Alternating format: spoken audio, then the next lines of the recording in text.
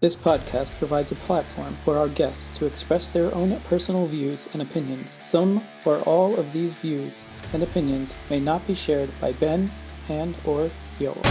Welcome to the Too Dad to Quit podcast, the podcast where we highlight stories of dads on the other side of divorce to inspire and give strength to dads going through it.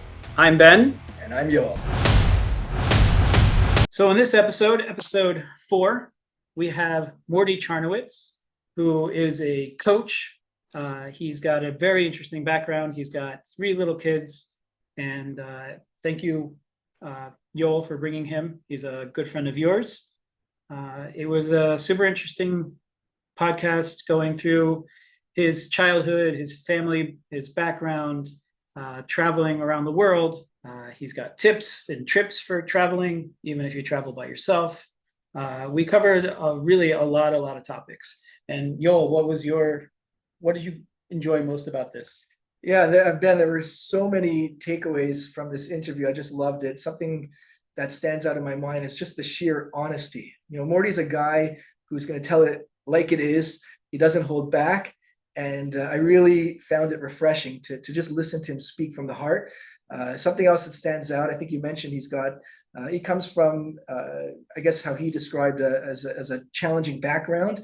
He's had his complications with his childhood and growing up, and yet that hasn't deterred him from being the best dad he could be. He's got 3 small children, and despite the fact that he travels the world, he's a busy person, he's got a lot going on, he's still very much involved in his children's lives.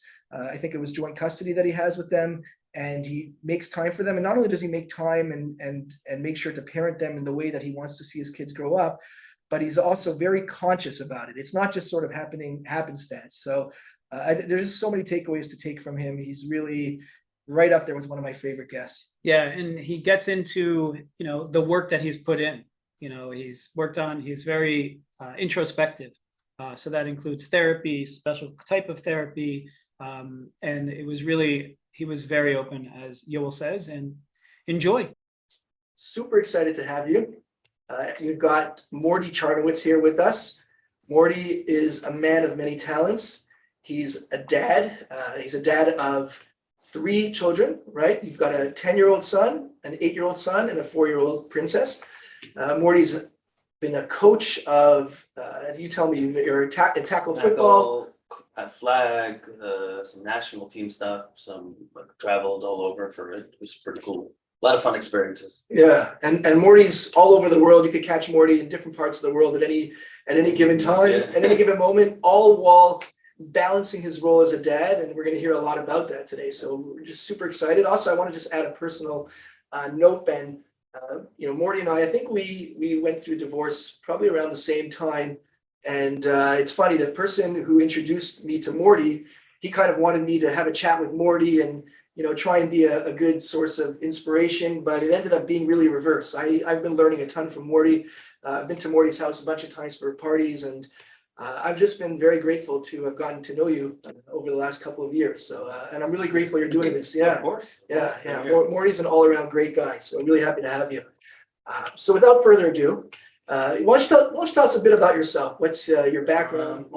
I grew up religious, like more on the right wing side. Mm-hmm. Born in Brooklyn, grew up in Cedarhurst before it was Cedarhurst. So it was like, the poor kid in the rich kid's town. I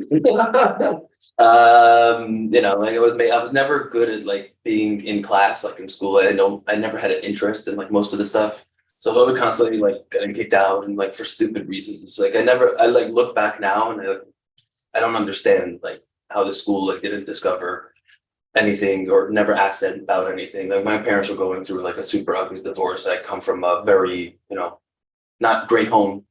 I was had to fend for myself, kind of abandonment, all these fun issues, mommy issues. Girls have daddy issues, guys have mommy issues. Yeah.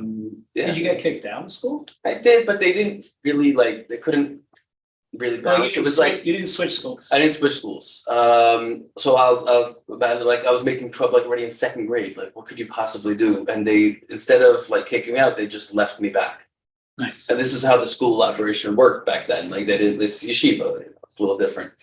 And then in 7th grade, they couldn't deal with me anymore, so they just graduated, pushed me into high school. So I was I was a little bit immature to go, and I went to a high school in New Jersey, Adelphia. Oh, Yeah, boy. Yeah. Okay. Wow, I know Adelphia too. My uncle actually was a teacher there for many years. What was your uncle? Volvi or Willie?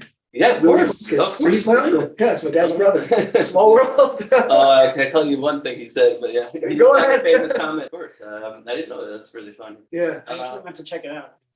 They're like, yeah, we have this awesome gym, and they showed us like a site of concrete and a roof. I'm like, oh, all right. It wasn't actually amazing. It was the only thing that was like new in that school. It was pretty cool. But again, I just turned 13, or I was like whatever, at 13, and I'm like I've always been on my own, but it's very different when you're going. I was like a freshie. I was a tiny little kid. Yeah. Like my growth spurt didn't hit till like 11th grade. So I used to be known as Little Charn because my last name's Charnowitz. Yeah. And so everyone used to call me Little Charn. Like I have friends still today that call me Little Charn. I'm like way bigger than them. Yeah. It's really funny. You're anything but little, yeah.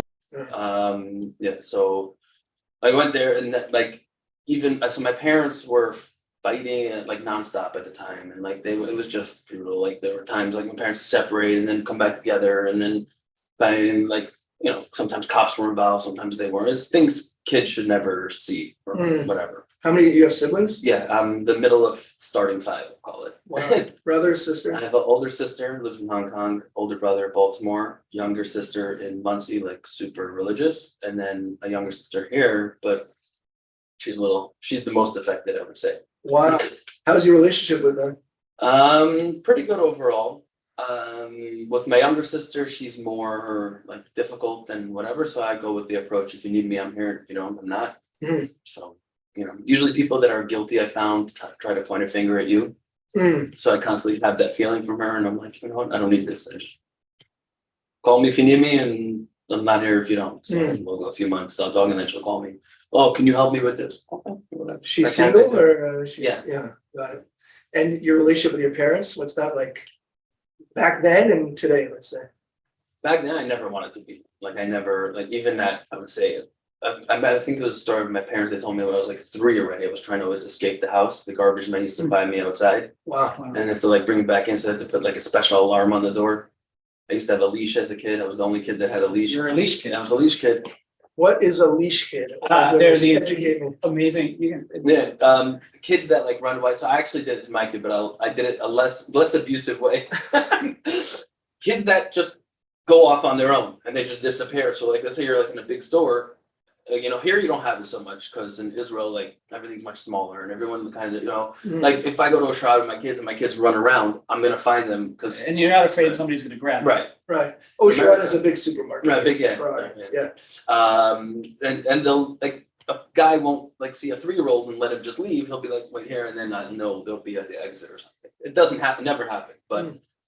With me, so I was always, I guess, running away, whatever. So my parents had like a leash like on my hand, like it was like Velcro, like old 80s style, like neon, like blue with like ugly yellow, and it has like a rope and it's attached to them, and they pull you, whatever. And, So make sure you're not. the modern version is like a kid backpack. That's what I did with my kid. He had a monkey backpack, and I had a leash on. I'll tell you a funny story that happened here, also another supermarket, and I'm walking around with him like this. I'm like, go do whatever you want. Like you're in. It's like like having a dog. Wow. Kids like having a dog, like the same type of thing. Do you think that has an impact? I mean, you're not a psychologist, but I'm saying from your experience having that. That didn't impact me so much. It wasn't that. It was anyways, I was in the supermarket, and then like this ladies came over and started saying, "What are you doing to your kid?" This is Israel. Everyone gets involved. And then these two older ladies from the back come and defend, like, "What are you talking about? Of course he needs to do this." I'm just sitting on the side, like laughing. Stayed silent. Yeah. So but as a kid, no, I don't remember any of that stuff. I don't remember most of my childhood because I thank God it's a good thing. I did a therapy for that for EMDR. I come from a house of abuse and whatever.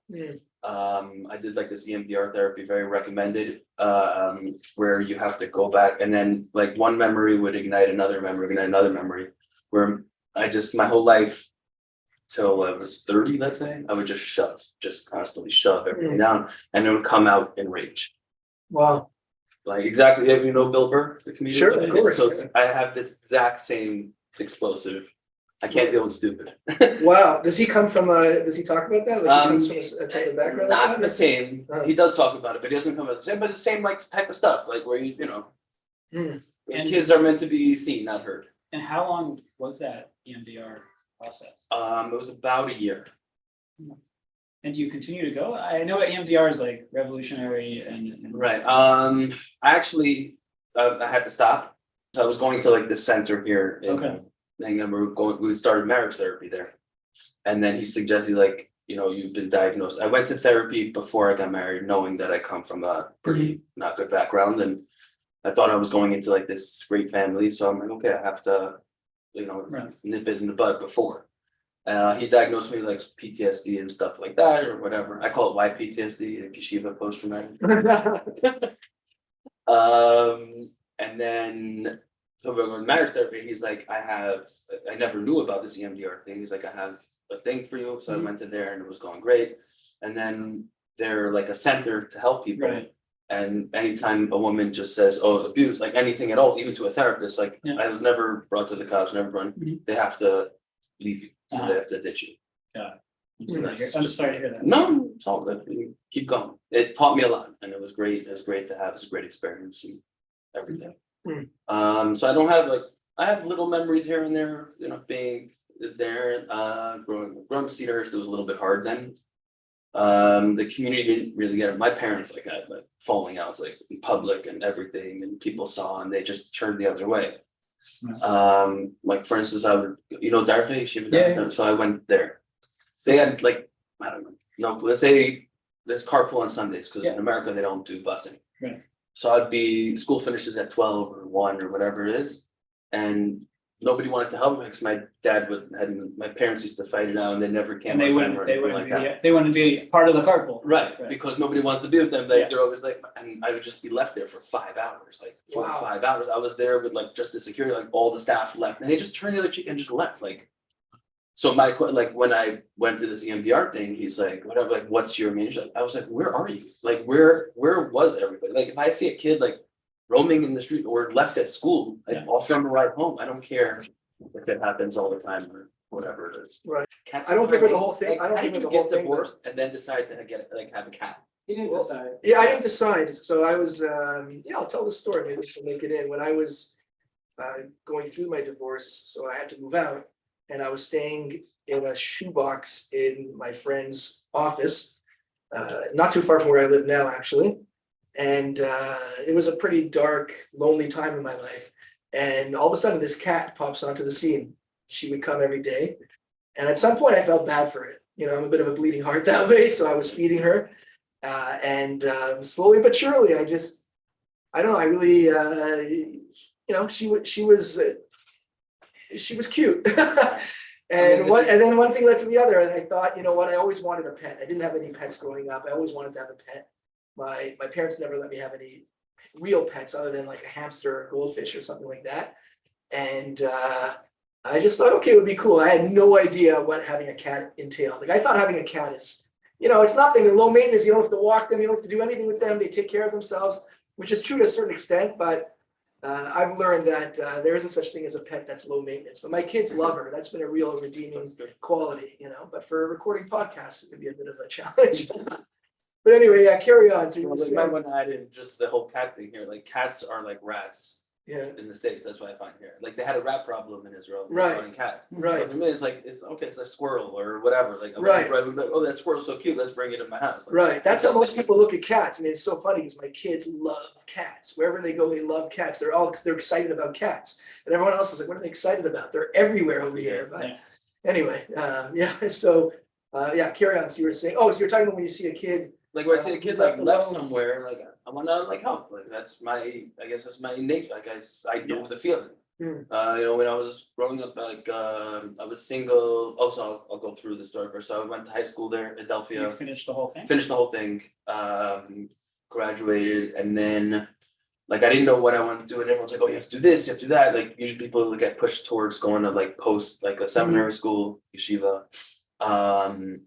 And I'm like, I'm not being pushed. I don't want to be forced to go. I still have like the same mentality. I'm like this. Everyone like who meets me like 20 years ago and now, like, you're the same. Like it's still the same. Like, and That's another thing. Like you have to stay true to who you are. No one ever is going to change me.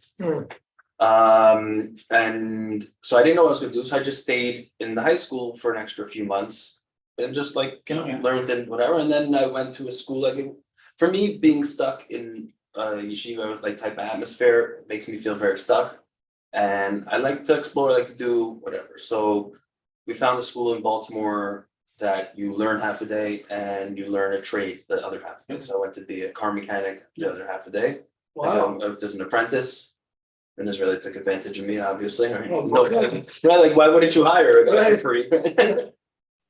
But no, it's all good. I'm friends with him. It was a great experience. Like it was really good. It was good for me at the time. Then that summer I started working for my brother. So I was 17. What did you do? My brother sells dental supplies in Baltimore. So he started like this big company, which is now 20 years old. So I've been working more or less since then with a year break. So that's something, and then I like balled out. Like I never made that type of money before, like money at all. Yeah. I mean, I was making it, but like, like small, like $20 here, $20 there. This was like constant income. So I would always like go out with all my friends, like every night or after work, but like go to like a 7-Eleven and be like, that's all on me, don't worry, like whatever. I'm just gonna be $20-$30 and drinking and everything and all the fun stuff. By the way, I heard 7-Eleven is coming to Israel, which is Yes. very exciting news for us. Very exciting news. You're right. Yeah, well, it's a 7-Eleven without a Slurpee. That's like, The question is, are they gonna turn it into barad and iced coffee? all right, Like, everyone's like, oh, we have barad. It's not the same. right. But right for our audience is like, what would you call that? The watered down version of a Slurpee? Poor man Slurpee, I would you call it. Like, yeah, it's like Slushy. With syrup, not with, it's not not, with. not even a slushy. It's like the flavor of it's like peta. Right. So you don't have that type of like. It's like that cheap Syrup, yeah. Okay, right. Like a bug juice and you go to camp or whatever. Yes, That's yeah. like that same syrup. They just put it in. Right. But if they do have Slurpee, it's gonna ruin the barad for Right. for the Real rest of Slurpee. Israel. I don't think they could. So they actually have a couple of places that do have Slurpees. Like where Coke? I live. Like real Coke Slurpees. Yeah. Where I live. Yeah. Yeah, there are a couple of places. So one is like an English, very English American town, and the other one is my town, which is like half and half. But there's one pizza shop that has a machine. And that's like Coke Zero and like We gotta get them in as sponsors over here. I don't know. They don't have it here. Yeah. It's weird. they don't have like it's so weird. Like you're like they're in Jerusalem, like it's been whatever. They tried to do Starbucks and then whatever. And they tried Right. Dunkin' Donuts. I know they wanted to. I don't know if they ever did. Right. They'll just never. I call it like a 1.5 world country. 'Cause in like some ways, like we're like very ahead, especially being like in the Middle East, we're like super advanced and like everything's going great. And then another way, we're like we still have one Fax machines. one lane roads. And everyone's like, no, but that I think they went obsolete. Okay. They skipped the whole emailing thing. Right. They went from fax machine to WhatsApp. Right. Yeah, it's true. It's true. I know most of my business on WhatsApp. It's like, Yeah. there isn't even the whole email idea. Up until like 3 years ago, everything was fax. Like Yeah. you want something, fax it to me. Yeah. I'm like, where are you stuck in? I know. The fax machine 10 years. Yeah. But there are certain things like for instance, they still have like these, you go drive and you're like, why is this road like this? Like it's a two-way road that's meant not even for one car. It's meant to like It's worse. Yeah, I know, but okay, either update it or like, fix it Is there up. a Starbucks here? I'm curious about They that. tried. We have They tried coffee. it, failed. Wow. Okay. It's not confirmed, it's not for sure, we don't know. But Right. think, just in case, yeah, so it's just, and also like another thing that really bothers me, like Derek Hebron here. If you ever notice, you ever drive there, it's like cars are all the way backed up in the morning Yeah. because they don't time their lights. Like, where are you? This has Wow. been happening So that's an urban years planning and years. type of thing. Yeah, it's like they just don't care. It's like, oh, it's like very Middle Eastern. Does the light trick work here? Because I know it works on some lights. The light, like where you When you flash flash the lights. lights, no, Yeah. it's none of these, none of the Derek Hebron. Yeah. Which lights does that work on? Please tell me. It works where I live. Oh. It works wherever I can. I do it. I'll try it. The concept of that is they built in a fail-safe, so if an emergency vehicle is coming, Right, it'll change. right. So if you flash your lights really fast, your headlights, then usually you can switch the light, give or take what light it is. Do you have like bus lane cameras where you are? We don't have bus lanes. Oh, okay. We have boulevards with 2 lanes, Yeah. so 2 lanes in each direction. But this is a good segue because, when we were speaking off camera, you talked about sort of feeling stuck in some ways. based on, and maybe stuck is a strong word. I don't want to put words in your mouth, but you're still working with your brother, right? In the dental supplies. You travel a lot. Yeah. But at the same time, you have 3 children here. And why don't you tell us a bit about that? Like, I'm curious if you want to share about that, about your feelings about being here, but traveling with your kids. So I came here when I was 25. So after this, I went to Baltimore, worked there, came here for school, and then I was working for my brother in Baltimore. We had a little falling out, so I went to be a mechanic for a year, went to school for that for a little bit. Wow. I'm always a person that likes learning new things, but I have to like it. Hmm. So I'll never be like I didn't go to college. Like my father's like, "Why don't you go to college?" I'm like, "Why don't you pay for it?" Like, Right. And I also I'm not a person that likes to be like, I learned way more. I know, like, I have like crazy facts of all these history things from like HBO than I'll ever learn in school. Documentaries. Like, I know the whole American history. I never once went to a history class. It's amazing how much stuff I learned from like chipmunks. Right? There was always like history being dropped in there. I learned so much from that. Also visiting anywhere you visit. So we're in the center of the world. So like for us to hop over to Europe is a 3-hour flight. It's like going to Florida. Yeah. And then you can just chilling. Like I did a Euro trip in Rome and in France, and like you just learn like all these things right on the spot. Yeah. And if you ever need like a travel trick, by the way, never book tours in advance. Really? Yeah, go there. There's always, and I got the craziest tour and like the best from like one of the Where are we craziest talking guys. about? I was in Rome. I was at the Love Colosseum. Rome. Yeah. And there's a guy giving a tour, and he's just like bringing people in. He's like, "Oh, this tour is free." He's like, "I'm a student and I have to do it.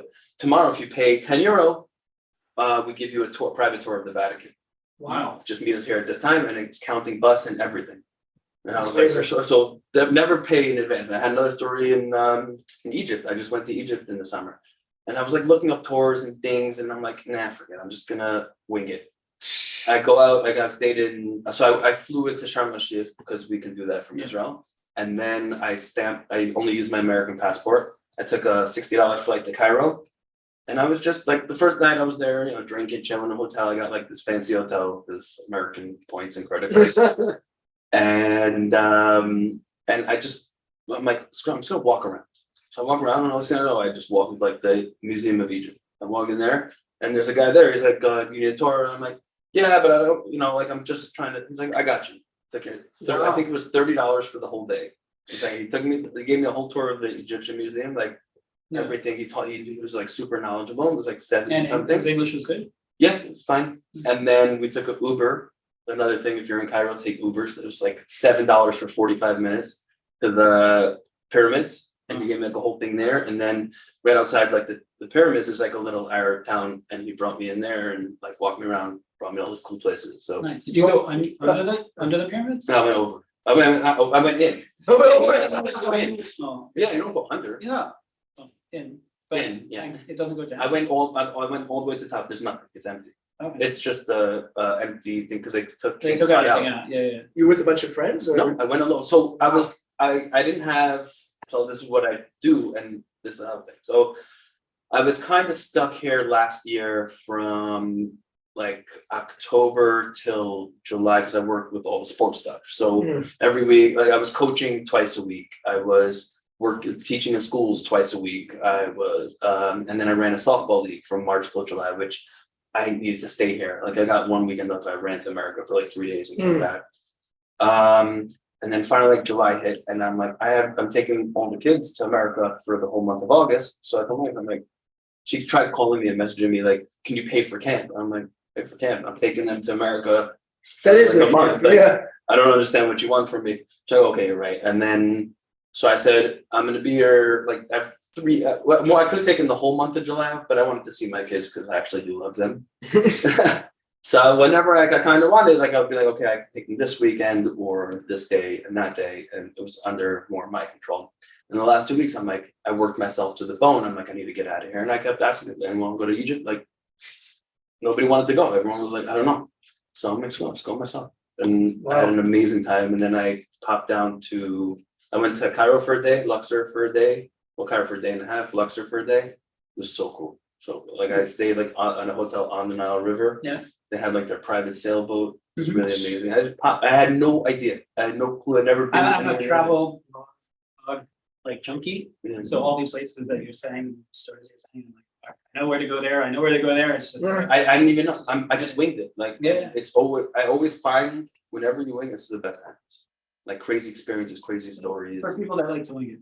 Yeah, I guess. And do you feel that sort of need to get out a lot and be In in this different country, yes. Either in this, yeah, okay. I feel very I guess the Middle Eastern mentality is to be very close to you. Like there's this thing, like if you have a whole empty beach and you sit down, there's always going to be an Israeli that comes right next to you. Like the whole beach is empty. Like why? Like there's no space. Right. How do we say mentality? Like somebody who just makes my space. Like So what brought you to Israel?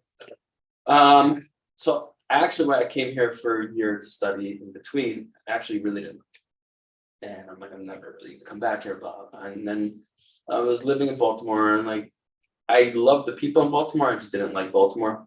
And so every weekend I would go out somewhere else. And one weekend my dad called me, it was like, I bought you a ticket to Israel because your religion's like not so great, whatever. So from like for the high holidays, right? From Rosh Hashanah to Yom Kippur. Mhm. And then so I came here and I came here with one suitcase and a laptop, like, just because that's where I work from, and I just stayed. And everything just fell into place, and I really like it. I love this. I love living here. I don't like the people. So it's like the exact opposite of like Baltimore. It's like Right. it's not everybody. It's frustrating with the mentality here a lot. How old were you when I was 25.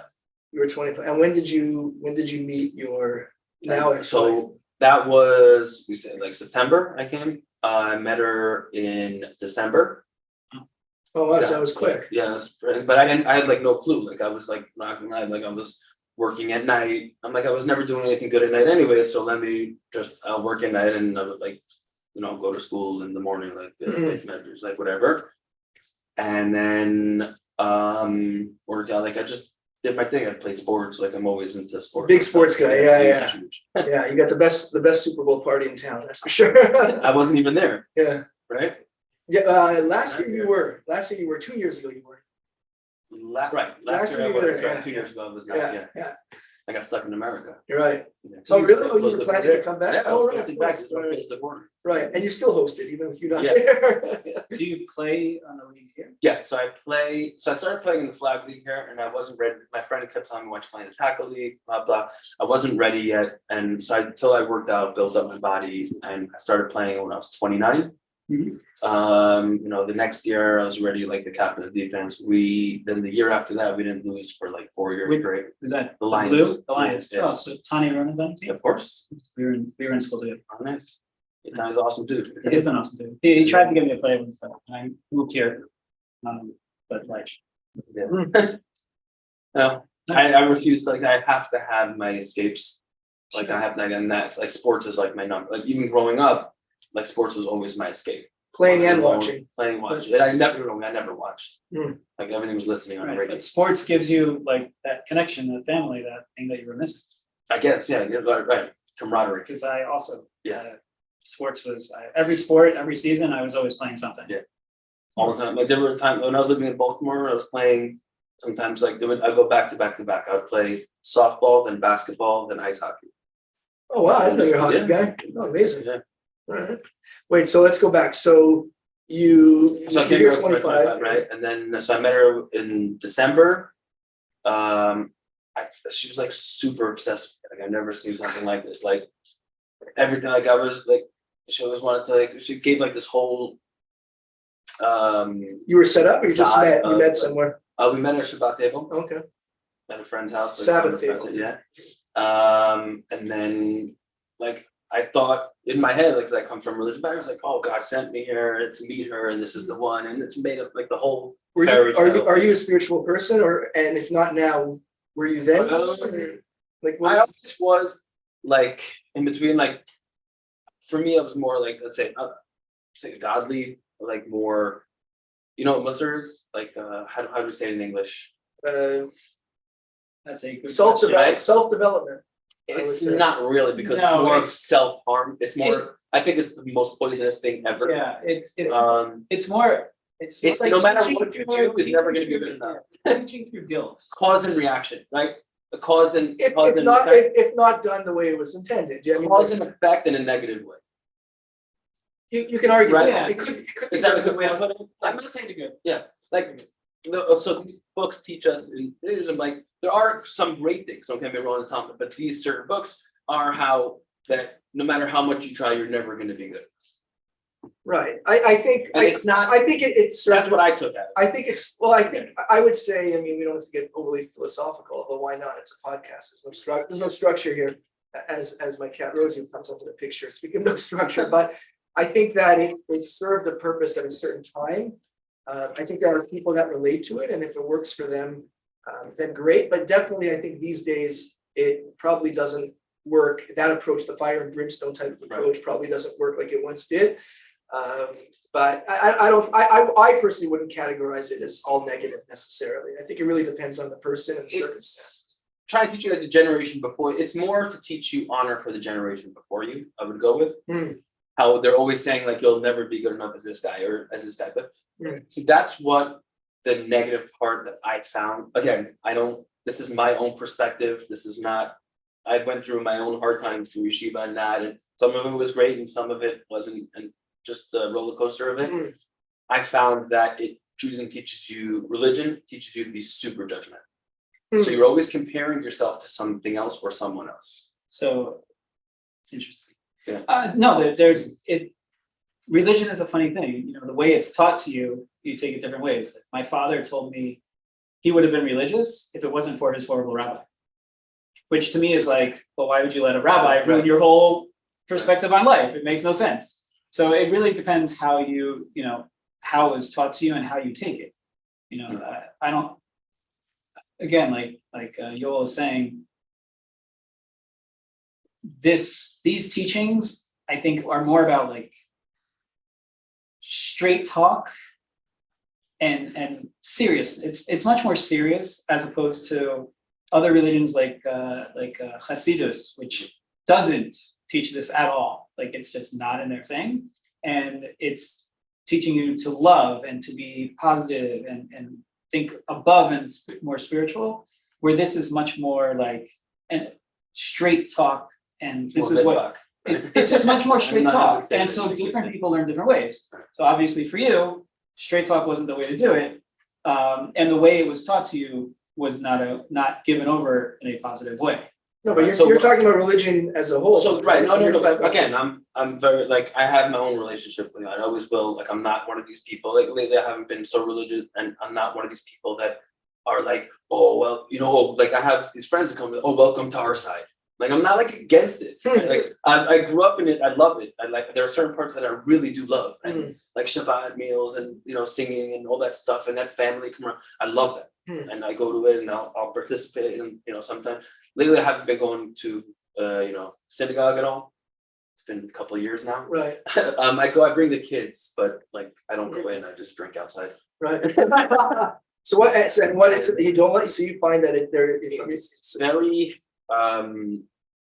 First of all, again, this is all my perspective and my life. You're the one sitting here on the couch, so yeah, that's. I'm not telling anyone else how to live their life. We're not. We don't endorse or confirm or deny anybody's opinion. Everybody has the right to. Relationship between me and God is between me and God. No rabbi, no parent, no dad, no mom, no sister, no brother, nobody can tell me how I have to have that relationship and how to have it. I'll tell you also. My family still tries. Right. Oh, really? Yeah. Oh, yeah. When you say your family, your parents, siblings, my father, my sister, my brother. My brother keeps telling me, whenever you're ready, just tell me and I'll teach you the ways. And I'm like, right. You're not getting it. Like it's a disconnect that people will never understand, and no matter you're not going to change it. I think that again, not to analyze you, but because I asked you before if you consider yourself a spiritual person, like I'm getting from what you're answering that you are spiritual because you're talking about having a relationship with God, even if it doesn't necessarily or not at all or partially fit within what would ordinarily be considered part of the, organized or Orthodox Jewish religion. But that doesn't mean you're not spiritual or anything like that. I mean, I can relate a lot, when I was, and we can tie this also to divorce. And I'm sure Ben also, we definitely want to get into your experiences there. I think that I had a very when I was going through the divorce, I was having these conversations with God. I still have them all the time. So I relate a lot to what you're saying in terms of, how do I relate to God? What's my relationship with God? Because, I'm, got a skull cap, kippa, yarmulke. I don't like to identify as anything. I've talked to Ben a lot about the idea of identification. I read a lot of books on yoga and, the idea of not identifying with anything. But if I had to be identified, I would say that I'd probably fit within the religious Jewish world. But at the same time, I definitely, there's things about religion that I can relate to what you're saying. And there's, just certain lifestyle decisions that I make that, that have that sort of friction with what maybe what the Bible calls for. And it's something I've struggled with a lot. At the same time, I accept a lot about myself. And I also think that, I don't know if would you say, I guess this is a long-winded comment/question. Would you say that the experiences you've had, both in childhood and the trauma you've experienced and also with, going through divorce, do you think that's played a role in how you sort of have looked at, the religious lifestyle? Yes and no. Where I could say, like, my dad just like, listen, I think of him the way he's religious, right? Well, he identifies as religious. It's very red. Very all of a sudden he came more from the left wing then. Like Chicago, more modern, to like New York, like hat and jacket. Hat like but I'll tell you what happened to that. Like my dad, had with this whole like therapy thing, like it took me a lot of years to like finally be able to be in like the same room with a normal headspace. Where I put him, he's 3. He's a 3. He's just constantly a 3. So he could sit there and tell me what to do as a child. Well, go to synagogue, be there on time, do this, and he wouldn't do it. So I automatically like didn't identify my father with my relationship with God. So from the beginning as a child, I never did. And I can never talk to him about anything. Like it's both my parents. Like I don't think I've ever talked to them about anything. It's just they're in my eyes, in my perspective, they'll never understand me, and they're not parents that know how to love unconditionally. Everything growing up always came with a condition. And whatever. So anyway, so we're going back, like the whole Muslim thing it taught me and that's my mindset was until a couple of years ago, was always cause and effect. Right. So, let's say I was mean to this person, I get in a car accident, I would relate it to. Right. And it really, really messes you up. Because when you start dealing with people and people do something bad to you and nothing happens, which is constant thing, and that's my relationship with God. I'm angry. That I'm angry, and I keep saying, like I did do the davening, the prayers to God, and I talked and I tried. Remember, I tried to do that, and nothing was happening. It was just getting worse and worse and worse. And I know it doesn't work like that. And they say the good people always get punished in this world, and the bad people have the easy life. Okay, enough. Like at a certain point, there has to be some type of, the whole karma thing. So I'm waiting to see, like, where are, like, in this DMX has a song, right? Lord, show me a sign. Go ahead, I'm waiting. So how do you? Okay, so this is interesting. Again, just to bring it, you got divorced a couple of years ago, right? Yeah, I got separated 2 years ago from June or July. And then officially divorced December will be 2 years. Right. Because we had to wait during Corona. Right. And so do you think about, the whys or the meaning, or, how do I find meaning? It wasn't something that you wanted to happen. Is that fair to say? For sure. Right. Like I come from family and divorce. I always wanted to make a book. I mentioned in the other one, my other book is called Kids in Divorce Situations. We got an author right here, so you guys can collaborate. There's so many stories and things, and so I was a stay-at-home dad more because I worked from home and stuff like that, and I would go out and I coach and whatever. So I was mostly home most of the time. I was very involved, so I'm super attached with my kids. When I realized that I had to get divorced is when I always being married. I don't know if this is everyone, but I think most people, especially to a Jewish girl, you're never going to be good enough. And that's the whole mentality in my head. I had a dad who was, I'm never going to be good enough, and nothing's ever going to, and I'm not going to show you how. Mazur, yeshiva, school, and then a wife on top of that, like that. in the beginning, she treated me like, wow, this is like amazing guy, like great. And almost like everyone who has met me kind of has the same reaction. Now living with her, like after a while, okay, you're gonna do this. Like I clean, I cook, I do dishes, I do laundry. Okay, so we split things or whatever. Yeah. And it just everything I always did was never even like she would ask me something and I would give her my opinion and then she'd go to her dad. And that's what did the rest. Do you feel that's interesting? Like, do you feel that again, because from my experience, But that was only later on. Like it took Well, like the first 3-4 years were like I was still like this.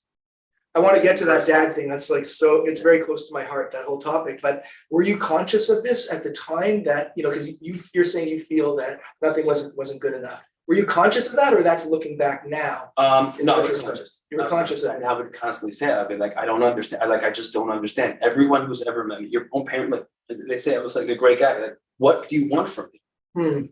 And then she would like, so I would do all these great things, and you're not emotionally there for me. You're not telling me that I'm like, you're not making me feel good about myself. Like, there's always going to be something. If you're looking for negativity, there's always going to be something. Someone who's insecure with themselves. That's another thing. Like, constantly look at the person in the mirror, right? If you're sitting there complaining about all these things, it's you. It's not everybody else. But you, nevertheless, you still wanted. You didn't want the divorce to happen, right? So would you say you were happy, or was it more because of the children, or like what was it that was keeping you committed to the marriage? I'm a very committed person, and I work as hard as I possibly can to do that in any job I do and anything I do. That's just my mentality and my work ethic. Now, how I realized, like I tried to fight for it and go to marriage therapy and all these things, and whatever I had to go through. I don't know, whatever, it doesn't matter. Whatever you're comfortable with. I was still like, all right, fuck it, like, all right, as long as you're willing to work on yourself. I love the kids too much, and I don't want them to come from a broken home, because I did, and I will fight as long as you're gonna fight too. Like I'm not, but I was like, I'm gonna fight for this in the beginning, and then I started seeing that she wasn't there. So like she would BS through therapy, and then 2 months later do the same exact things that she was doing before, and so friends and other people and her parents were like, you're being controlling and you're being, I was like, I was married for 10 years. And it's the first time you've ever seen me like this. She needs to be put into a thing if she wants to stay married. I don't trust her. I don't trust her. I have zero respect for her. She's going to have to earn all this. Did you feel that, like, were there things that you felt that you had to work on? And I'm not trying to equivocate so you felt that things have to work. So you felt that you had a part in my whole life. Always, I'm never going to be good. It was okay with that. Right, but it wasn't a matter of sort of saying that she's responsible for everything. No, you just wanted her to take her part in the same way that you were taking your part. You have your own stuff. I have plenty of anger issues and frustration issues and stuff. So you're I never got it. Yeah, for sure. And I've been always going to therapy, and I do that. Like for me to, I'm I guess it's a sign thing. I'm Aquarius, so we're the type of people who just, if you let us just be us, we're amazing. We shine. And as soon as you start hitting us like blemishes and stuff, we just explode. Like, why wouldn't you just leave me alone? Like, not in that type of way. Like, I'm still married and everything. Like, we can talk about things and everything. But if you don't, like, my ex was more of the type of, if she didn't get attention all the time, she would start poking the bear. She would be like, you didn't do this and you didn't do that. And I'm like, okay, well, like I'm trying, I'm busy, and you know, the pressure gets to you. And sometimes like I would be a little bit more vocal, like screaming or say something different, louder, whatever. And instead of her just walking away and giving me my space, she'd come back and boom, and she's like, you're exactly like your dad. Never say that. Oh wow. Never say that to a guy. Like, and I know another friend that deals with the same thing, and I'm like, this is what women do. Women are amazing at finding your thing that would bother you most and just boop. I love my dad. And then walk away. I was compared to my dad towards the end. But it's well. different when I you love love my your dad, dad, but no, but I love my dad. But obviously, like all of us, he has faults. And when she was comparing me to my dad, it was not in a positive way. So it definitely was never something hear else. that from a guy, right? Have you ever heard that before from a guy saying, "Oh, these women, they just come, you're exactly like your dad." Boom. Right? You always hear what never say to a woman, "You're exactly like your mother." Right. Right? You always hear that, but you never hear the other side around. Right. But it's okay. Like, and I messed up, and I wasn't the greatest. And I'm a person that if you attack me, again goes back to all this growing up. I'm a reactor. Right. So I should have. Just to be clear, you don't be physical, obviously. No. Just for our audience. No. Yeah, you're talking about, you know, I in words. I don't think I've ever was in a real fight. People, Right. as I got older and started working out and playing, people kind of just got scared of me. Because your size. Yeah, it's so weird because I was this tiny little kid, and then now, and I was always like bullied and stuff, but it was okay. Like it taught me to be like I have this never quit attitude because of that. Yeah. So there is positivity from it. Another thing with like raising my kids now, like a big thing with me is like I'm a child of abuse, but there's so much positivity. Most people that are successful are children of abuse. Really? Yeah, because they've been pushed to an edge. You have to be pushed to an edge. Like all these athletes, all these crazy whatever, they were all abused. What about? I'm not saying 100. It's not 100. Well, I was going to ask you, what but- about like you know, if you look at serial killers or and I'm taking an extreme example, but a lot of them come from Obviously, they're abused homes and okay, but they weren't. They went on their animal instincts versus being a human. and you And would say that's those are the outliers. Those are the outliers. They're in the news, but those No, are, but I'm saying you're okay. Men were built meant to be an animal, and the way we survive in the world is being human. Okay, that's my thing, and you can look at it like that because I think almost all serial killers are guys. Like you'll find one girl here and there, but very, very, very rarely. Okay, or they identify as so. And it comes because we're animal instinct. Women are more emotional instinct.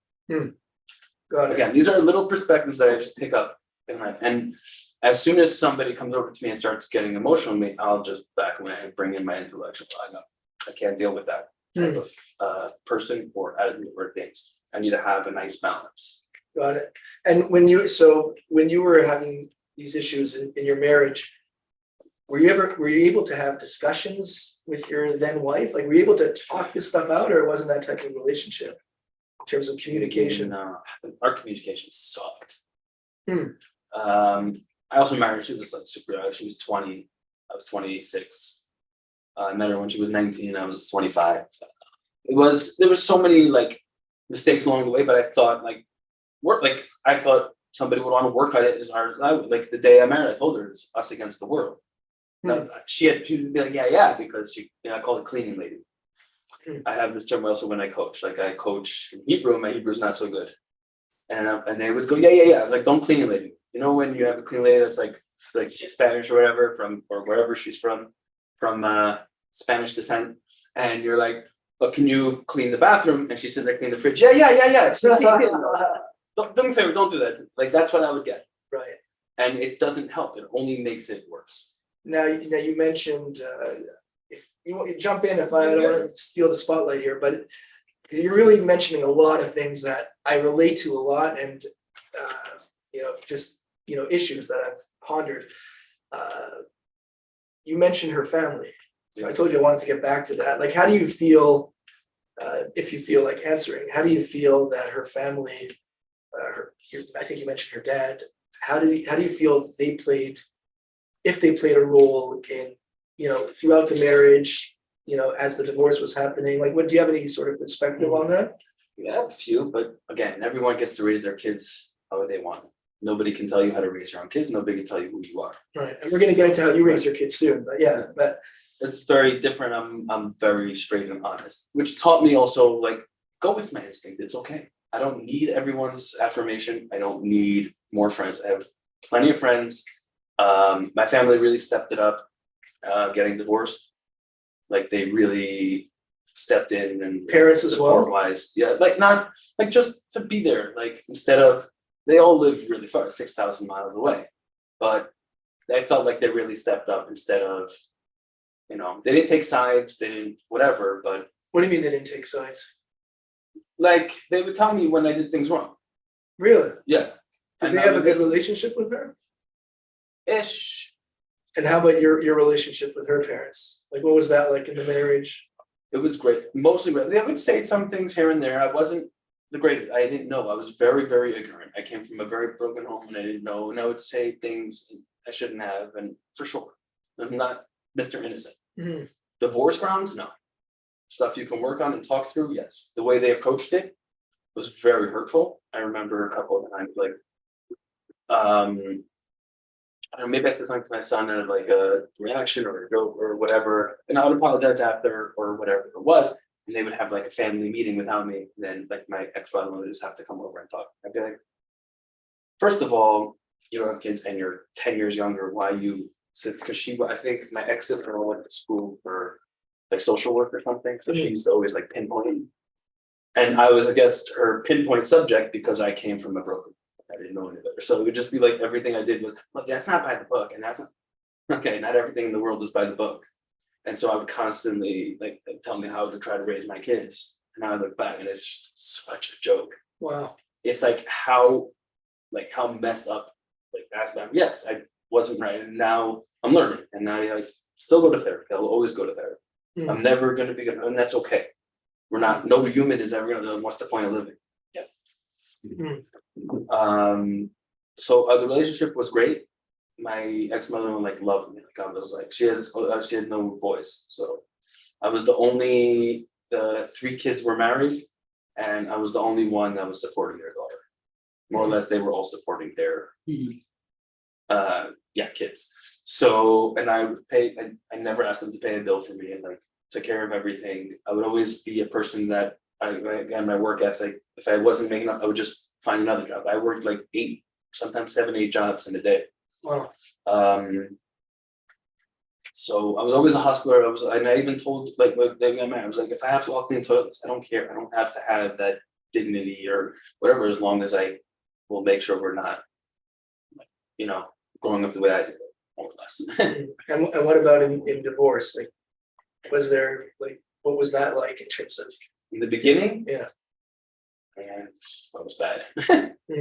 I did take some like mood regulators because I never dealt with any emotion in my life. Like I would always just shove it down. And also, I mean, I have this for like, if something comes to me, I just put it on my back, and it's just another thing on my back, and I just keep marching. Yeah, it's survival. Yeah. And that's what I'm doing my whole life, so I don't know any other way. And when people ask me, how you doing? I'm like, I'm surviving. And that's it. And they're like, oh, like people are, you know, like it's not a bad thing, but I think it's more of a good thing, but people take it as a negative term. But it is. It's some people are just built like I take everything on my back, and now I started taking less.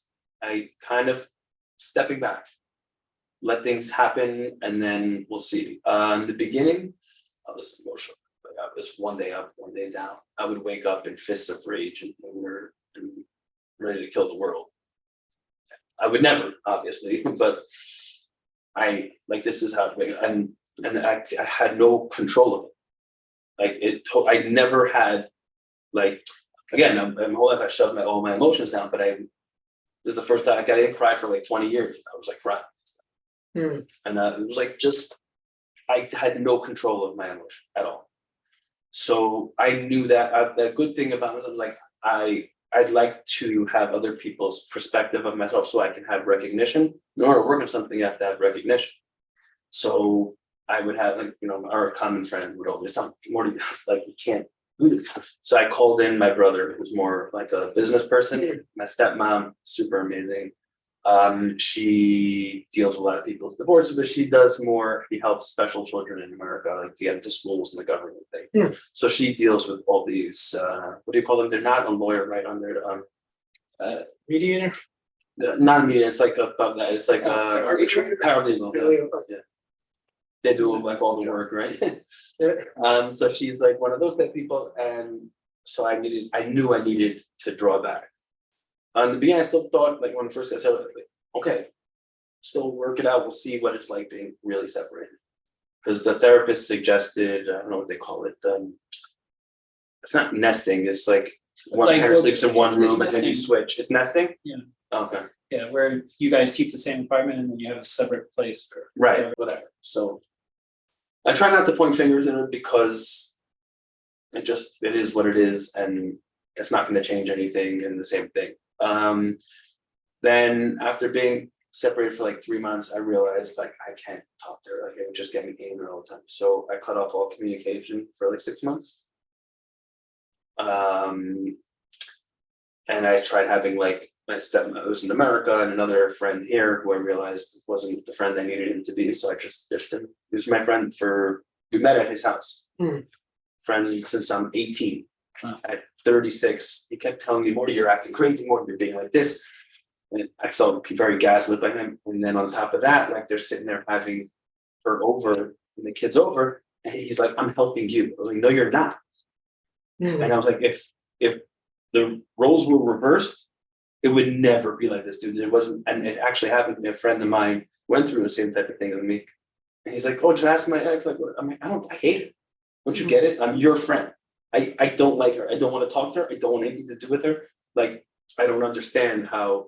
So, and I used to, like, I was like best friends with the guy, do like everything for him and all these things. And there's a lot of people like in the community hurt me like that, where, you know, they'd call me, Mordy, can you move this washing machine and dryer? And then my ex would go over and talk with the wife and they stood there bashing me. I found out after, or like I trained their kid. I trained like one of those kids like for his bar mitzvah, and we like a fat like addict, like whatever. Now he's like ripped like an animal. And the first person they think at his bar mitzvah was me. And they went like all emotional. And then when this happened, they didn't even reach out to me. They just sat there listening to all her BS. And I was like, this is how you are. You call me every month to move something or do something for you. But where are you now? How does that, sorry, I cut you off. You were saying, I was just gonna say, like, how does that make you feel in terms of the friends? Ben knows that's a favorite topic of mine because I've mentioned it in a few podcasts. It's not healthy. It's not healthy for you. So you have lost friends, right? I did this guy for 20 years. Like he keeps reaching out to me. What do you know? I'm like, I can't be friends with you. I thought you were a better friend than that. You weren't who I needed you to be when I needed you to be. Start becoming more self. So, but would you say it was painful when you had to have that, when that separation happened? No, not at all. No, I knew it. It's same thing when I had to get divorced, right? So I was married for almost 10 years. As soon as I found out certain things, like just boom, just didn't love her at all. Like not even feeling like nothing. You did love her at some point. You I thought I did, right? But it wasn't the person who I thought it was. And so that's probably going to have a terminal effect on myself, where I don't have feelings for people so much anymore. Friends and former friends, or former friends? I sifted out. You're much more, you're careful. It's not careful. It's I don't do as much. I'm not giving the effort. Like my love language is giving. Like I got the book right behind you. 5 love languages. I never read it, but I always get like yeah. That's why I part of the person I am. Like I'll always go above and beyond and do. Yes, that's how I should add. I find you to be like one of the most giving guys I've ever met, by the way. So it's interesting to me that you're saying that not as much, because to me, like, you're a super giving person. I still do it. Yeah. It's not that I don't. I do it for any random person on the street. I love it. That's why I'm never going to change anything about this. Yeah. I'm just, and then when I feel like it's happening 4, 5, 6, 7, 8 times, and then they start having expectations and think, bye, I don't need you in my life.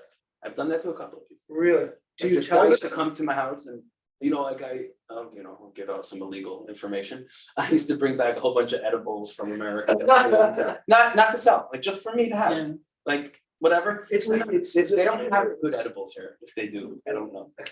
But anyway, so I brought back a whole bunch. And these guys just come to my house and take them and then eat all my food. And I'm like, that's a fun point. Like it happened 3 or 4 times. I'm like, dude, this food is for my kids, not for you. You want to bring food, bring your own. Not the edibles. Not the edibles. I'm cool. Like I share. Yeah. When I had the Super Bowl, the brownie, not what's in the brownie.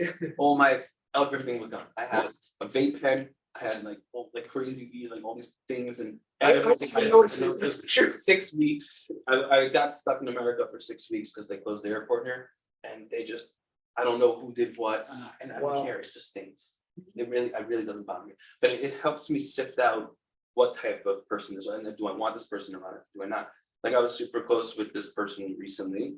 I felt more of like I was his coach, and I'm more like a father figure, like older brother figure. And then I started whatever, and then I felt like this thing that he wanted to take over. And I think he did something to whatever. I don't know, but I'm gonna go with my gut feeling because it's usually right, or that's the way I feel, and I'm entitled to that. Will you Right, tell that's the it. person, or you'll just sort of? No, I don't need to. Move on. I don't need to. There's no point. What am I gonna do? They're gonna lie. They know. They know. They're gonna lie. That's interesting. Correct or incorrect? If you go to somebody and be like, you're guilty of this and this, they're gonna lie. No, I have this where Ben has heard all my stories a million times, and probably our audience at this point, but I had a situation, a very dear friend of who I thought was a very dear friend. He came in, he doesn't live here. And this is somebody I really confided in throughout my divorce. I really felt he was like a trusted, close friend.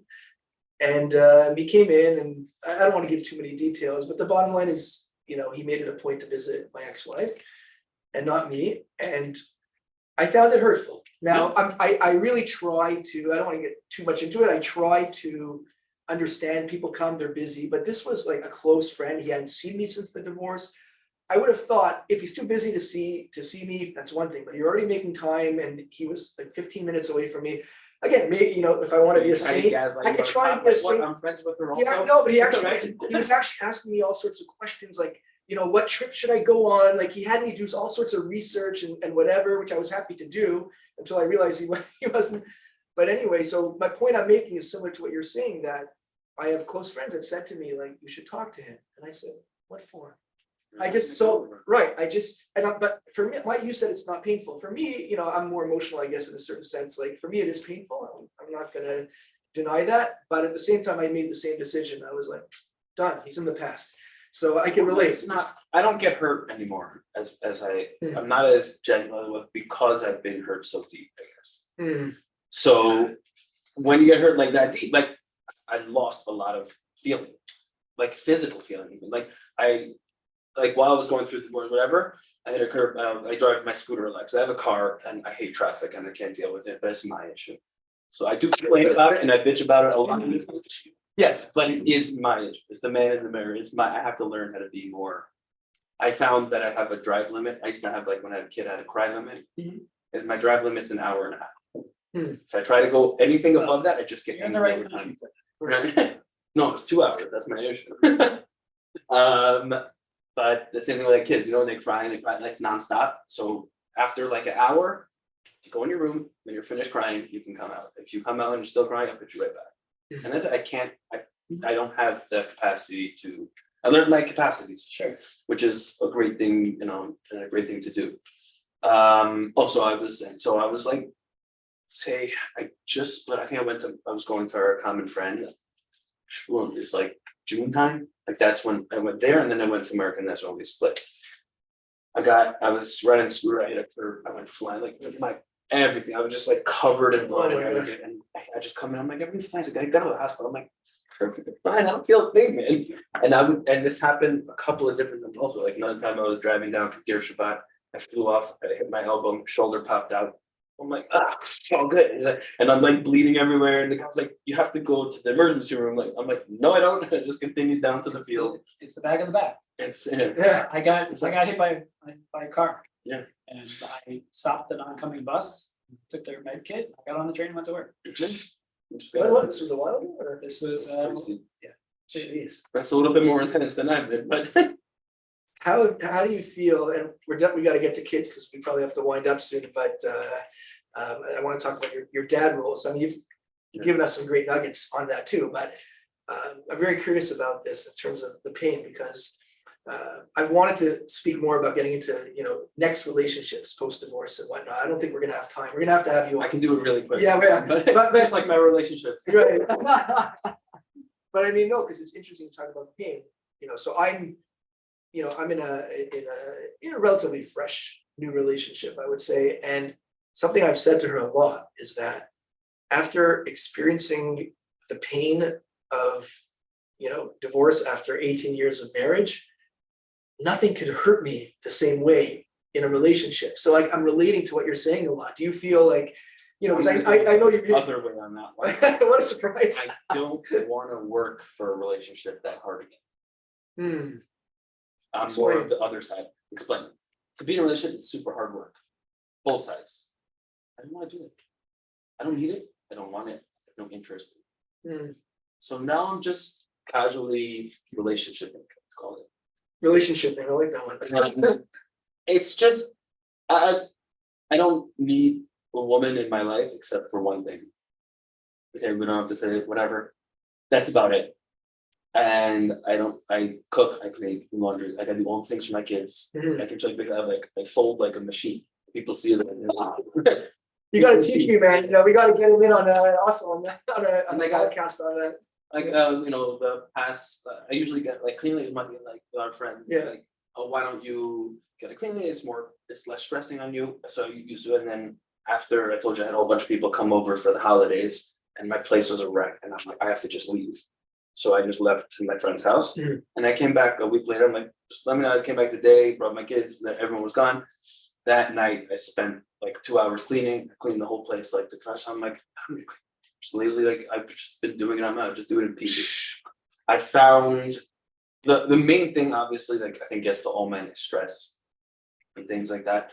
I am a little. I have OCD a little bit, where like I like something, I get like obsessed with it, and like I have to do it. So let's say like there's a whole pile of dishes, right? So I have to do the dishes. So I'd have to do it all at once, and then that set me back on something else. And so now I have like a 5 thing. Or like I said, a pile of laundry. Like I have 5 loads of laundry. Okay. Every time I pass by, I'm gonna fold 5 things and leave. Every time I have the dishes, I'm gonna wash 3 things and it ends up being more. Because the same thing like the quitting smoking way, like smoke every hour and just make sure not to smoke more than every hour, and then you end up smoking every 3 hours. Which is it's that mentality. So it just brought me down. It's like anything you're obsessed with, I guess, that's what helped me a lot. It took away a lot of the stress and stuff. But So it became much easier. But back to what you were saying about the relationship, like, so in that respect, wouldn't you acknowledge, I'm asking you, that it's possible you would get into a relationship, let's say. I see it happen. I think it's very tough. That's in my mind. I don't even see it like I don't even see where it can come from. But that's when they say it hits you the hardest. But I don't even like the only way I'm jumping into anything is if there's literally an angel drop down. Like Okay. she has to be a 10 in every aspect. There's no room for work. How old are you? 37. I mean, I did so. So I finished my bucket list. Every goal I've ever set out in my life, I've done. Wow. Because I'm hard work, so I work harder. So whether it came to being in shape to play football, whatever, I've changed my body, got crazy. I built a gym in my house. I've made all money. I've bought a house. I've paid all the bills. I've had 3 kids. I did everything I was supposed to do, everything I set out to do, everything that I really had expected. Now what? So I'm in that. What now. about, okay, but coming from your background, wasn't like a family part of that, or was that ever on there? Like for me, all I ever wanted was kids, a big family and an open house. Right. And I have it. So I don't have that anymore. You know, it's so I have it, but I have it my way. And it's But thousands. So I have this is that in my mind. the question. I have my vision, and my vision is 2 people with a whole bunch of other little people. Okay. So that's why I'm asking. I had that vision, and that's it. It didn't happen. Like I did it for 10 years. I did it. My vision is Right, much so- longer. That's why. Right. So I had an open house. Like when we were married, I had a very open house also. Like I had, like we talked about yeshiva boys, guys that are in school after high school. It's like it's in between college and high school. And they go to school in Israel for a year, 2 years, gap year, they call it, whatever they're gonna call it. So guys used to whatever, and they get kicked out, and they just crashed with me for 2 weeks. I had friends random like 2-3 weeks here all the time. Like I had another kid that was like, dealing hard things and whatever. So he lived with me for like 6 months. And while I was like married and everything, and they were just like part of our house, and I wouldn't demand anything from it. And that's what I always wanted. That's what you needed. That's what I need as a kid. That's exactly as a kid. And I had that also when I lived in Baltimore, like as a single guy. I would and all these parents came up to me and thanked me, and they're like, "It's so amazing for my kid to just have like that escapism, which kids need." So that goes into raising my own kids. I was There you go. okay. That's how Great, we go. Hop great right into segue. that. Okay. So as I said, so I did the open house, and I love kids. I always wanted to have kids. My ex used to even tell me at a certain point, like, she's like, "What do you never want to have a wife? You just want to have kids." I'm like, pretty accurate. That's good. Yeah, I think I'll be cut. It's just if you can get that, like, I can't deal with it. and I don't have the capacity to a lot of it, not all, it's not all, it's never all. Anything I say is never all. There are everything, it's the feeling that the ones that I bring, but maybe the ones that I attract to or are I attract like that are attracted to me and I attract to them. Those type of maybe that's my issue, mommy issue. Yeah, so I try to raise my kids, like my number one thing also with coaching and everything is how to make them very structured without abuse. Which is a very, very, very hard balance. Now, on top of that, I have even a harder balance is because my ex as a family is just a free-for-all. So when I go pick up my kids, I have one kid I pick up from here. One kid, she doesn't even know where it is. The other kid pick up from there. The other kid pick up from my parents. So pick up, and it's just a constant maze. And I have to structure them with a non-structured half. So that's even harder on top of that. So one thing I make sure that as a thing, like I have great structure for them. You know, I'm much more present than when I was married. I don't mean like physically present. I mean like there, do things, go out, whatever it is. Present for your children? Yeah. And was that something you like consciously did? Like, did you go through an evaluation process of, oh wow, now I don't have to deal with the chaos. I can kind of create my own parenting avenue? I love it. Yeah. Oh yeah, big time. I don't get told what to do. I don't get told how. I get to screw up my kids just the way I do. Right? Like, again, I think I'm raising them with the right, and I do mess up, of course, like them and things and different things like that. Just it's natural. It's normal. It's if you don't, then I don't know. You're some type of saint. But especially like my oldest kid is like ADHD, zero comprehension. A lot of things like, and sometimes like I'll even mess up and say it like it's exactly like Max. And it's the same exact issues, and I just get so inefficient. And then, like, I would say something, and then I come over, like, I'm in there, I'm like, no, I'm so sorry. I give him a hug. I love you. No matter what you do, I'm always gonna love you. There's nothing in the world. I'm very big into honesty. Like, you have to be honest. I don't care if you did the worst thing in the world. You have to be honest with me.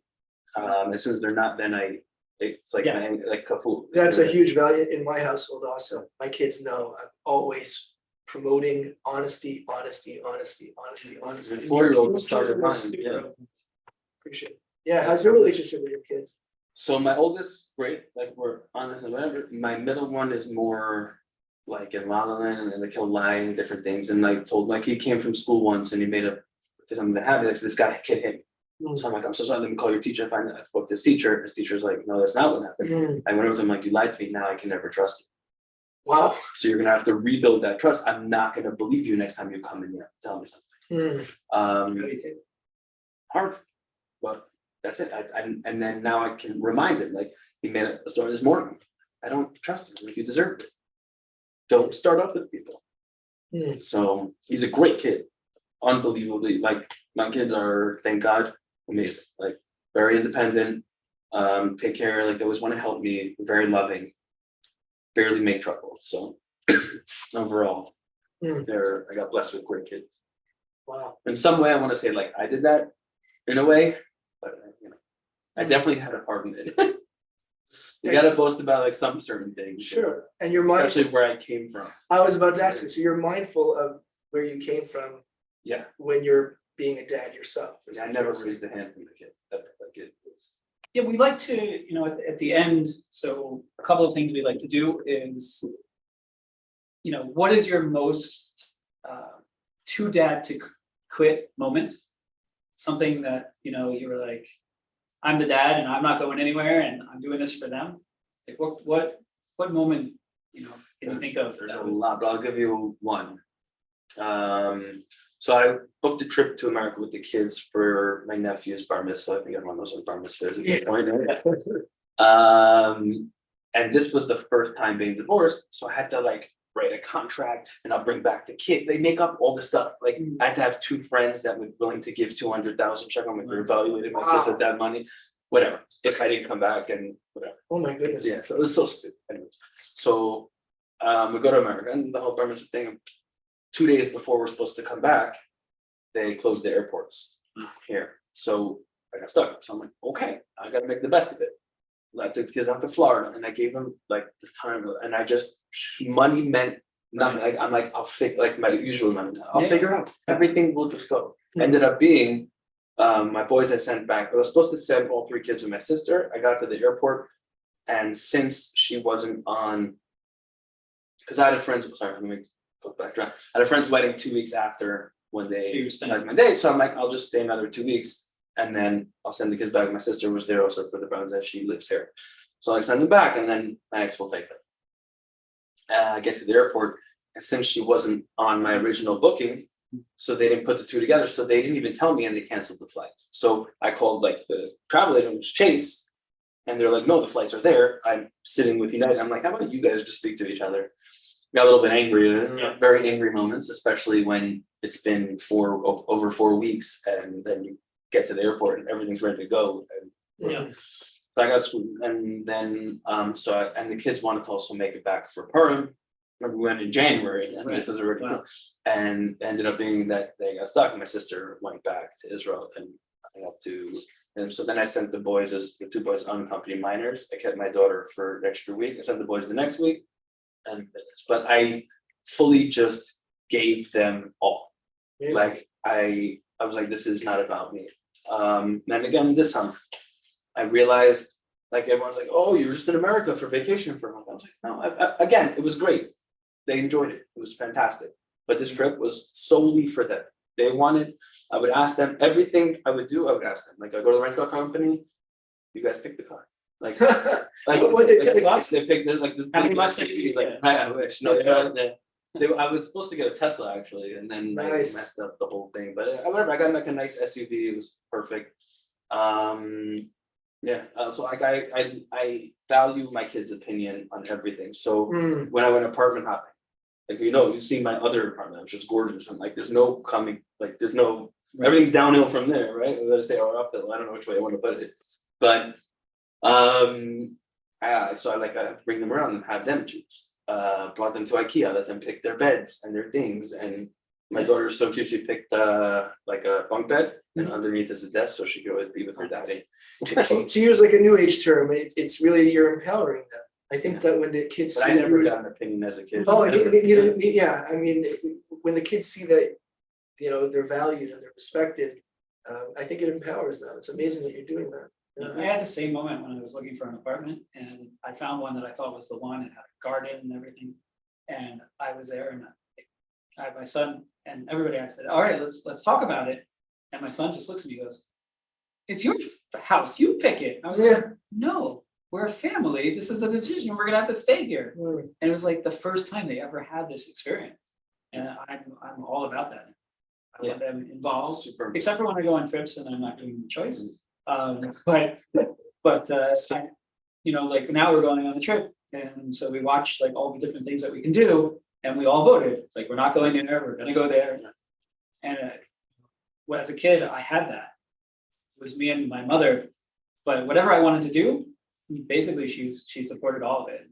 That's I've awesome. had the, you know, Kudos to your mom, man. That's Yeah. awesome, because I didn't get one part of that. like even picking my schools. So I was never in the same school for more than 2 years, since 5th grade. But it's because I got as much out of those schools as I could. And I needed to move, because I can't, like you, I just can't stay in a place where I'm not moving forward and I'm not learning and I'm not growing. It was just like wasting time. So, you know, I was very lucky. It's good you had that recognition at such a young age also. Mm. Yeah. Like I didn't have that. I was just constantly shoved into a box. But yet you're able to do it for your kids. Right. So. No, so it comes from, again, it comes from the other side. It's, Mm. again, I might be totally raising them wrong. I don't know. Like, who knows? We're No all, matter what we're all gonna do, trying to we're all figure gonna it mess out. up. You Yeah, know? That's the that's- way to be yeah. a perfect parent. But and when you think your parents are perfect, that's when they're enabling Mm. you. Right? So the last thing that we like to finish on is for a guy who, you know, you're past Well, divorce. can I add one thing to Yeah. the other? So, one quick little thing, Sure. that with that, I'm still balancing how to be a little bit selfish. My kids keep begging me to move back to Mount Adamim. Mhm. They're like, why you deal with all this Another traffic city in and stuff?" Israel. Yeah, it's another city. It's like it's supposed to be 20 minutes away, but it ends up being an hour plus. Away from Jerusalem. With traffic. With traffic, it's crazy. But whatever, and I get frustrated and angry, and they see me and they don't like to see me like that. And it creates a negative environment, and I don't like being like working. learning my time limits, and I'm using the scooter more. But so I keep asking, I'm like, I'm sorry, this is something I have to be selfish about. I cannot. And that's like the balance. I'm like, okay, I think that's also them taking more than they should also at certain times. I guess, I give you so many opinions and so many things, you have to understand my certain things too. Right, and being able to share with them. Right, that's really the balance. I love that you added that, because that's something also I think about a lot in terms of, when I've talked to Ben ad nauseum about this, is having the fact that, this is a podcast about being great dads, going through divorce, etc., being on the other side and succeeding. We're still people and we have our own needs as men. We're not, it's not just about being a dad, right? So that's why I like to talk about relationships, whatever one's perspective is on relationships or life or career. There's a lot that's going on, and there are times where it's okay, and I just want to say it for our audience, it's okay You have to. exactly. Maybe I'm saying it too It's not lightly. okay. I'm still working on it. You have to do it. You have to do things for yourself. Because you said you were married 18 years. I can guarantee you 9 of it, you only did things for her. Yes, I would see more. That's right, for sure. I was giving you half. Yeah. Okay. No, I didn't do anything for I wouldn't buy, like, even clothing. I wouldn't go into a store and I couldn't buy myself clothing. I couldn't do anything for myself. Again, not to suggest I was perfect, but in that regard. So I'm happy you mentioned it. But And then the last thing we like to leave our listeners and viewers with is something you can give over to help them through the process, because you're on the other side. Something for them that are going through it, and how hard it was for you when you first separated, and how emotionally, whatever. What got you through that? And maybe it's something that can help. There's a lot of things. One is that I didn't look at it as sides. I stayed very present at all times. I knew I had a lot of recognition, whether it was from somebody else or whether it was on myself. So I knew I couldn't deal with this, give it over. There are people willing to help you if you reach out. My whole life, I never reached out for people's help. I finally did here. There are so many people that, especially anyone here, anyone dealing with it, I'd love to help. My main thing also in life, a coach, parent, whatever it is, I don't want anyone to have to go through what I went through. Right? So I will do anything in my power, stick up for bullies, whatever it is. I've done it. There are people fighting over there or whatever, and I just stuck out. Some guy was bullying, and I'm like, excuse me, you can go away. And I thought late people are scared. I used to be a tiny little kid, but now that I tried. I sound like a superhero, but I'm not. You are, man. I'm, and again, it's what gives me this more.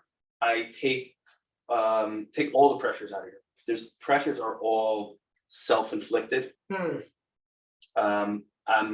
I would say I'm about 80% released of almost all the pressures. Wow. I know the traffic, right? So, and it's getting worse every day. So I used to leave at 3:15 and get there at 3:45. Now I leave, yesterday I left at 2:45 and got there at 3:40. So it's just, and it's 15 minutes, it's 10 minutes, it's 20 minutes. But if you sit there and add it up, and then you take on all these little pressures in life, it takes away a lot of anger. Anger is not a feeling. Anger is a reaction of a feeling. So when you're angry, you're hurt, or you feel taken advantage of, or I don't know how to say it, an emotional feeling. What's that feeling? There's resentment. There's resentment, or whatever there is. It's again. There's a trigger. There's a trigger. Constantly look in the mirror, but be honest, because if you're not going to be honest with yourself, it's never going to work. So, I can sit there and then I go to my therapist, I even ask her now, whatever the life that I'm living, she's like, so where do you see, she keeps asking, where do you see yourself in this amount of years? Then I'm staying very present and I'm enjoying what I do have. And if that's last year, that's great. And I asked her, I'm like, am I being delusional? She's like, no, you're just staying present. And I'm like, and she's like, why? And sometimes she'll laugh, why do you feel like you've been doing so much better? And she saw me progress. Even our common friend said, in 6 months, I'm a person that if I have something wrong, I know there's something wrong. I will work as hard as I possibly can to fix it. And this is an obvious question, but just for other men out there, it sounds like you're a very big proponent for therapy. Yeah, big time. There's no reason why you shouldn't. There's That's such an old pastime thing. Like I've been going Right, to the therapy. stigma, yeah. I mean, my parents sent me to a therapist. She betrayed me. That's why I have like a lot of betrayal. And it just that divorce thing. It brings up anything you ever shove down in the child. It will bring up and multiply it by 100. Okay, it'll bring it up. It'll bring it. You'll turn into a crazy. And if you turn into a crazy, that's okay. It's understandable. Stay in your room. Right. Okay. Don't react off your emotions because The bathroom is you will your get everything taken away from you. Well, thank you for coming. Is there any place people can follow you? If they want to reach out to you? I'm on Facebook. I'm on Instagram. You can put the handle. You can message me. WhatsApp. I'm very like honest and personal, so I'll give you my number if you want. Like whatever you want, I don't care. Like I'm not everyone. No one's out to get me. Like who am I, right? All right. Whatever. And if anyone ever needs anything, like I still have random people I randomly meet reach out to me. I can tell you, I'll end it off with a funny story. Speaking of random, so I go on trips like every so often, every 3 months. Like I have to escape when I can. So right now I'm going to America. Anyways, one of these trips I randomly my friend was going through the same situation as me.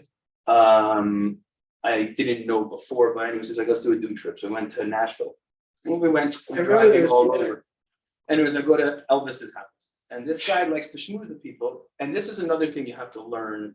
I think it's more about yourself, what you could handle and what you can. I couldn't handle it. I'm getting frustrated. You know, like living with a roommate, you get like that frustration. Like, why do you have to remove yourself? It's okay. You don't have to do everything with him. And when we go on these trips, and that's what he said he loves women.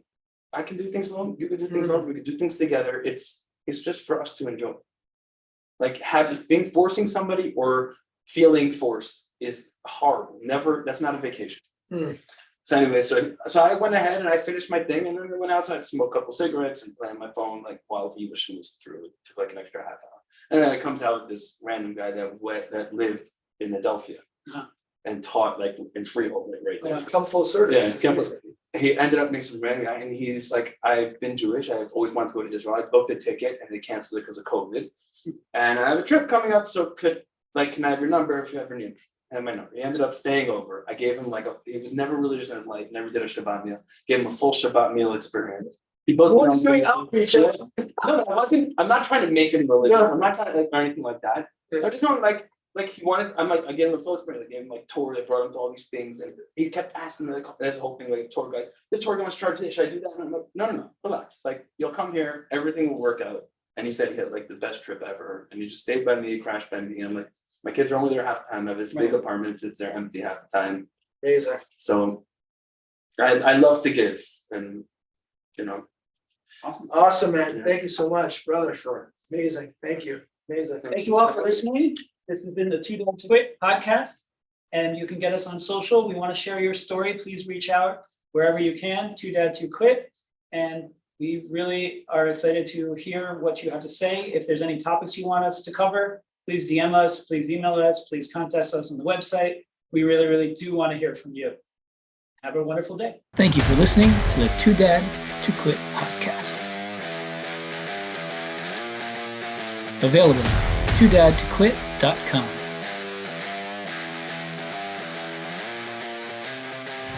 Thanks for listening, and don't forget to subscribe so you don't miss the next episode.